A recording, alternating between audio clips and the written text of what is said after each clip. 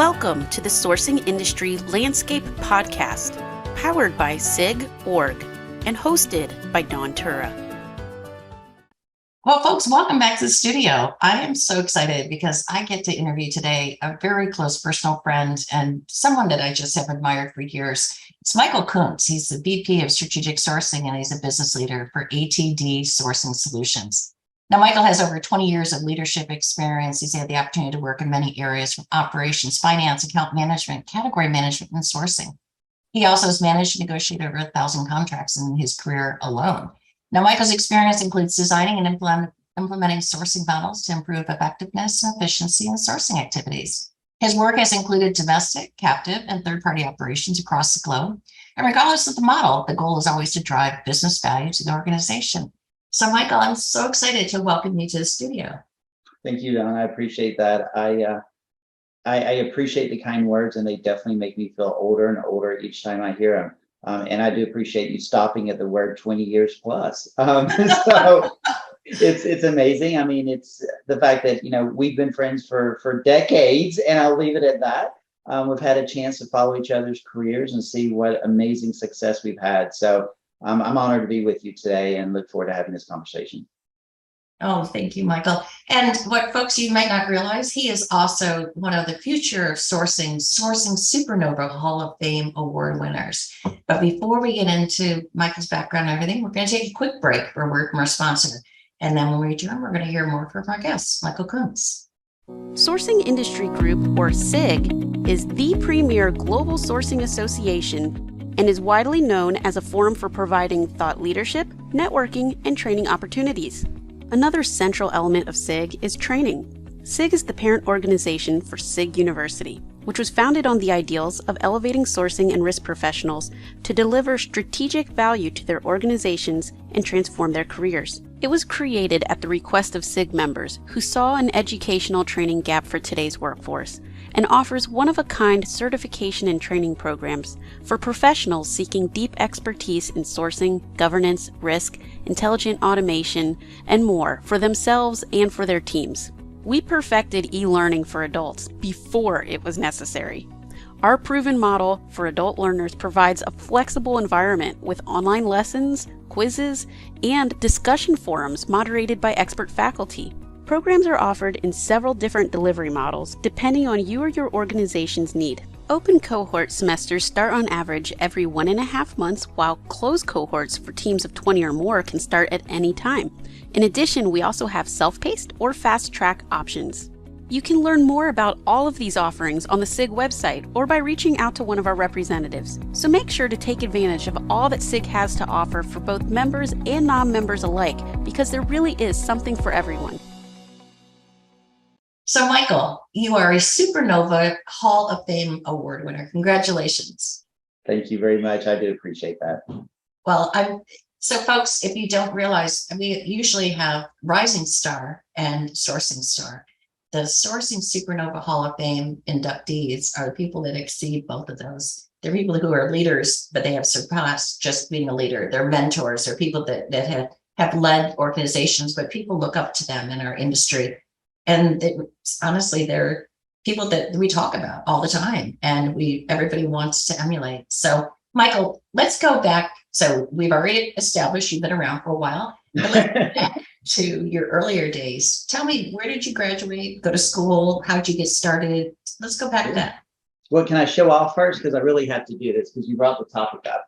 Because Yes. I keep my Supernova trophy, which when I shared with my boys, that I actually still get trophies in my career these days. They thought that was funny, but I keep my Supernova trophy handy right here. So I have it when I get to walk in every day and smile and understand the influence that I've been honored to be able to have within this industry. So now let's come back to your question.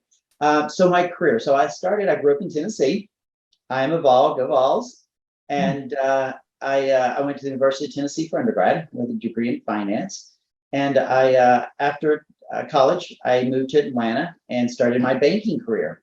Oh. So for the next 15 years, I was in banking. I started in operations. Then I went into finance, where I was a CFO for banking operations for several years. Then I did a stint within process improvement. So during those days, I was with Wachovia Bank. They got bought out of First Union and relocated from Atlanta here. I did do my MBA at Kennesaw State in Atlanta during those years. So that was a fantastic experience. And then I relocated to Charlotte. So once I got to Charlotte, I remained in banking and the process improvement side for about another, I guess, 4 or 5 years. And then through process improvement, I was asked to launch the global outsourcing model within Wachovia. So that was my first foray into global outsourcing. So we launched a virtual captive where over the next 5 years, I ran outsourcing, and we outsourced almost 2,000 FTE across the globe. Finally installed what was a true global model for supporting our operations side. And it was one of the things, it's probably one of the most fun things I had an opportunity to do, was kind of learn how that works and how to do it right, right? I mean, it's one of those things that a lot of companies did, but a lot of companies did it poorly. So I was very happy that I was able to have the influence there and do what we did. From there, actually, that was early days of outsourcing too, right? It was. This was in the early 2000s when it was still not a popular thing. Actually, funny enough, the first contract I did, we did it across 3.5 months in hotels between New York and Charlotte, because it was such a thing that no one wanted to talk about and have known. We couldn't meet in offices, so we literally would meet in conference rooms in hotels between New York and Charlotte to try to keep it as quiet as we could. And think about where that's come to at this point, right? Global sourcing is a part of all of our businesses. Yeah. But back then it was very different. Wow. So that was at Wachovia, and you said they were bought out by First Union. Yeah, Wachovia was bought out by First Union, and then they kept the Wachovia name. And then later, Wachovia First Union was bought out by Wells Fargo, which is what you know today. Now, I left the bank about 8 weeks before the announcement was made of the Wells Fargo acquisition. As you know, the bank grew tremendously during that time. It changed a lot. For me, I was at a point in my career that I also felt like I needed to expand outside of just the operational side of it and get more on the true P&L side. And I had an opportunity to go to work for a global outsourcing company, running the strategies for about 4 years. So I went over to a company called Aditya Birla and help them set up and run global outsourcing operations from the supplier side.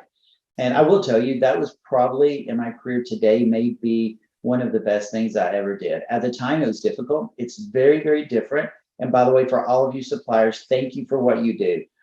It is not easy. And having the opportunity to spend that 4 years on the side of the table that the suppliers sit on and understand how difficult it is sometimes to gain the credibility and respect of what you have. But just because you're on that side of the table, people automatically, they don't think you're trying to actually help them. They think you're just selling.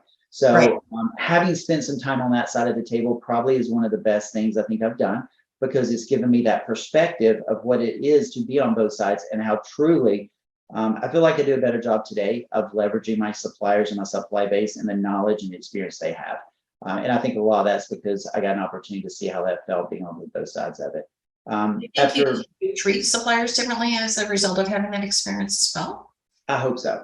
I'd like to think so. I mean, you can get a lot of savings from negotiating pricing. You can get incredibly more by figuring out how to leverage the knowledge and the experience of your supply base. I mean, think about it. You have the perspective of one company. These suppliers have the perspective of thousands of companies. They've done this over and over again. They've made the mistakes you've made. They've made a lot of successes. Why wouldn't you want to tap into that side of it and gain every piece of knowledge you could, right? So I've found that to be a lot of help as I've moved forward in my career, is finding those. And by the way, let's be honest, all salespeople are not that way. So you also have to find the supply base that is that way, and the suppliers who are that way, and those who want to truly get in with you and help you drive the business, versus those who are pitching you to buy a product or service. And I think that now I can distinguish between those two models a lot more fluidly than I would have probably before that experience. Yeah, I bet you have. So then Wachovia merged with Wells Fargo, and then you were in as a supplier role. So then how did you get to ATD? Was that the last stop before ATD? No. I wanted to continue to learn more. I actually became an industry analyst for about a year. So Wow. I call that my year of no pants. And what I mean by that is I took a year and did research. So I researched the markets. I researched outsourcing. I looked at truly how companies were looking at onshore, nearshore, offshore, how to build models that truly would help a company understand what would go where and what the appropriate way to do it. I had an opportunity to get into do a lot of speaking engagements during that time. I had an opportunity to speak. One of my most favorites is I got an opportunity to speak on the New York Stock Exchange floor. And the person before me was Colin Powell. The person behind me was Hillary Clinton. So Oh yes, my goodness. we nicknamed my session the time to go to the bathroom. But it was a fantastic honor, and I got an opportunity to meet some amazing people through that. But after a year of being an analyst, I published, I think, about 15 research reports during that time. I did probably over 25 speaking engagements. But in my view, you only remain relevant for so long without getting back in and being that practitioner. And I missed it. I missed being on the business side. At that point, I'd been about 6 years since I had been on the customer side, on the business side, and I wanted to get back. So I spent then about 3.5 years doing some consulting at some amazing companies. I spent about half of that time at Prudential Insurance and the other half of it at Nike. So I completely changed industries at that point and had an opportunity to help both of those companies look at setting up global models across their businesses using, again, their onshore resources, third-party resources, nearshore, offshore. It was fantastic, but I was doing a lot of traveling and I had 2 young boys at the time. So at that time, Lowe's came to me and their corporate headquarters is located here in Charlotte. So they asked me to join them. And actually, for the funny thing is, that's the first time I've actually held a position within strategic sourcing or procurement. So for the first 25 years of my career, I functioned that way and did a lot of activities that way, but I never actually had a seat in a role that we call procurement. And Don, I'll tell you, I did that on purpose because I didn't want to be a procurement person at that time. And you know why? Because they're bureaucrats. When you think procurement, they're there to make you go through all these stage gates and all this bureaucracy and slow you down and keep you from making progress. And I always told myself I would never be that person. So when this came and during my interview at Lowe's, that was my first thing is I will do this, but we're going to do it in a different way. And, I had a great opportunity. I spent 5 years at Lowe's running their professional services practice, doing their consulting sourcing. And then after that time, ATD, who's just down the street, approached me and asked me to come in and build a strategic sourcing organization. They didn't have one at the time. So that's how I got to ATD through all those years. So, but what I'll tell you is I think each of those experiences was different. And each one of them culminated together to kind of help me with where I'm at today in my career. I don't spend my time negotiating contracts anymore as much as I wish I could. I love doing that. But where I spend my time today is helping others understand the power of strategic sourcing, helping develop team members, working with my different business units to try to help make sure that we continue to take our company in the right direction. And, it's just evolved into that over the years. Well, I know this is about you, but and not everyone knows what ATD is and how big it is and how complex it is. Can you share a little bit about that? I'd love to. ATD, which is American Tire Distributors, it's a tire distribution company that doesn't really distribute tires. And I'm kidding. We do. We're $1 billion company, and we're the single largest distributor of tires in North America. We have recently just sold our Canadian side, though, so we're focusing now on the United States. But we run just over 100 distribution centers. We run 2,500 trucks a day. We distribute tires to 84,000 customers, all of them from your Joe's tire shop that you see as you drive down the street, all the way to the big Costco's and Walmarts and dealers around the world. So that's one piece of the business, but we do function more as a conglomerate in ways where we have a lot of businesses that make us what we are. We strive to be more to our customers than just a truck who shows up on during the week and drops off tires. We have a business called Torqueda, which is loaded with data scientists. who just build data in how to help our businesses, our customers' business, be able to be more profitable, how to look at the industry, how to look at buying habits, how to look at what types of vehicles are in the market in their areas, and how to position themselves in order to be successful. And it's been tremendous. That launched about 2.5, 3 years ago. We have another business called Tire Buyer, which is a Amazon of tires. And that one, you can just go on and you can have tires delivered to your house. You can walk out on your front porch and see 4 tires sitting there. Or you can have them delivered to a dealer down the street, but it gives you the ability of kind of having more control if you're that type of person who wants to have that. We have Tire Pros. We have 650 independent dealers who are part of our franchise network, who are tire installation companies spread across the United States. And then in the last year, I launched a new business called Partner Perks. Partner Perks is a GPO, global group purchasing organization that I designed in order to provide indirect sourcing expertise to our dealers. So that way, when they need to buy something that's not tires and wheels, it could be recycling services, it could be trash pickup, it could be oil, anything they need to run their business, we basically build a program and a company that they can come to us and we'll be able to provide our sourcing expertise to them outside of just the tires and wheels. So as you can see, the company is very large and continues to expand, and it's probably one of the most entrepreneurial spirited companies I've ever been with. Wow. Is it publicly held or is it private? It is not. We are still private. Wow. Okay. So maybe that's part of why you still have that entrepreneurial spirit. That's amazing. So now you've even shared more facts than I even knew about ATD. Yes. And we'll continue to grow and expand. Yeah. So 84,000 customers. That's correct. That's an incredible number. So I know that you've achieved a lot, but you're never done. I know you never sleep. You never turn off. So what's next on the horizon for you?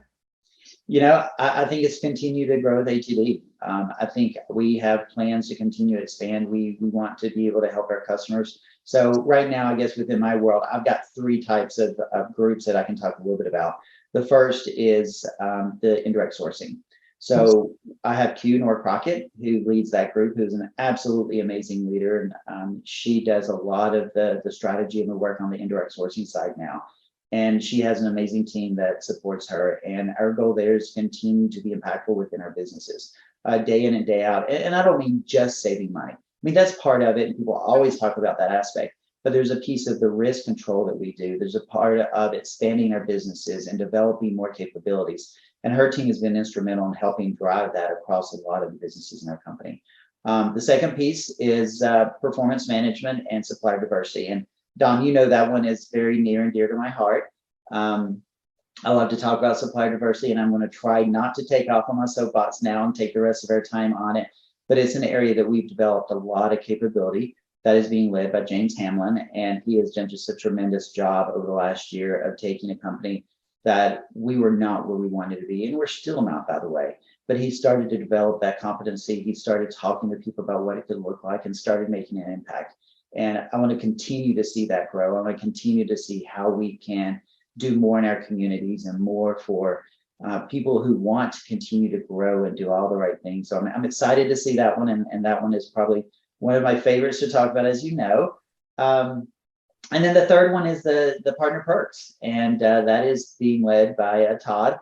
And Todd joined me about a year ago and is completely instrumental in the success that we've seen within Partner Perks. And he has an amazing team with him as well. And that's probably over the next few years is where a lot of my focus is going to be, is how do we take that concept and that company and continue to evolve it and grow it and help our dealers, right, in many different areas. In just the last year, we grew it from the first program up to 35 different programs that the dealers can buy. And I think we need to double that over the next 2 years to see that continue to get where it needs to be. So I think that's going to keep me very busy. And then on the other side of it, I have got a son who is a sophomore in college and one who will be starting college next year. So as you can imagine, between all that and my family, it has a habit of keeping us pretty busy. And you seem like such a family man and so close with your family. So that's also a huge kudos to you for that. I appreciate that. Yeah. So if you were to look back, let's say 25 years ago, and you could talk to your younger self, is there any advice you'd give yourself? don't decide what you want to be. I was one of those rare people who in high school and even in college, I wanted to be a banker. I already decided I was going to be in banking. I was going to be in commercial banking. That was going to be my career. And I was lucky. I had a mentor back in those days. It was the father of a girl I dated. And he was probably the guy who helped structure a lot of my thinking through those days and helped me get the success that I think I even saw later in my career. But I think that through that time period, I'd always said, here's what I'm going to look like in 20 years. Now, 20 years later, I'm nowhere close to that. I'm nowhere close to what I thought it was going to be. And I'm happy with that. I kind of let my career evolve into different areas, doing different things. And I think that's helped me now in my career be able to do more. If you go into it early in your days and you think this is the only place I can be and I've got to operate in this swim lane, what you'll find is as you move into different areas and move up in your career, you're not going to be able to expand to do the kinds of things that you want. And I think having more opportunities to do more things in different places, I would encourage people to do that.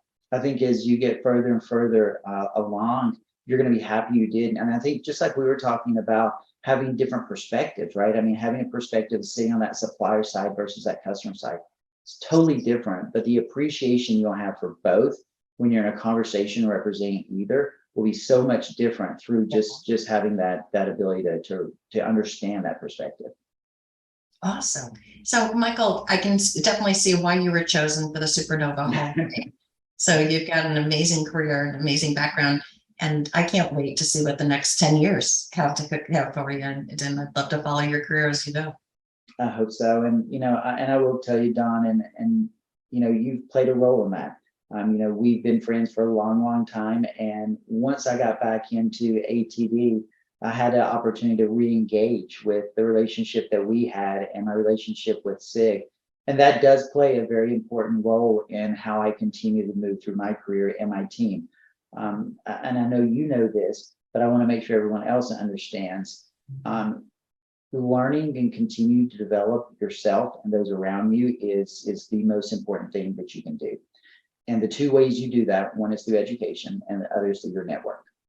So that's the reason when I did come back to ATD, one of the very first calls that I made was to Don and said, Don, I'm back. I need to build something and I need you to get in here with me and do it. So we launched SIG University. And at this point, every single person on my team has been certified as a sourcing leader. And we're now starting back through the same curriculum for supplier performance leadership. And we'll continue through that. So what I would tell you is don't stop developing yourself and don't stop developing your people. The second piece of that is the network piece. And that's the last piece I'll say is through SIG. Last week, Don, was amazing because of the content, but it was even more amazing because of the people you had there. I remember at one point sitting in the back of the room and looking around and just counting. And I counted 47 CPOs. Now, if that doesn't humble you to sit back and see 47 CPOs sitting in one room together, nothing will. And that's what makes it so amazing is the fact that I get to spend multiple days talking to those individuals and talking about what they're doing and how they're doing it and learning from them. So that's the one thing I wanted to get an opportunity to make sure I did get to talk about a little bit is if you want to see your career and those around you continue, never stop trying to figure out how to teach and learn and develop. And then always, always, always continue to expand your network. So thank you for the opportunity to be with you today and to share some of those thoughts. Yeah, thank you so much. And thank you for being faculty and being on the advisory board. There's so many places that I want to thank you. And your leadership and your mentorship means so much to so many people. So, Michael, you are definitely should be inducted in the Hall of Fame. So I'm glad you're there now. Thank you. I really appreciate it. Thank you. Michael, I'm going to invite you back for a follow-on sometime soon. But folks, if you want to get to know Michael, make sure that you reach out to him. He's very approachable. He's a wonderful person to have in your network. If you haven't noticed already, he's a wonderful person. So, Michael, thank you very much. Absolutely. Thank you. Everybody have a good day. See ya. Yeah, thank you. Thank you for listening. Subscribe to the Sourcing Industry Landscape podcast through iTunes or your favorite podcast app. Want to nominate yourself or someone else for an interview? Email us at podcast@sig.org.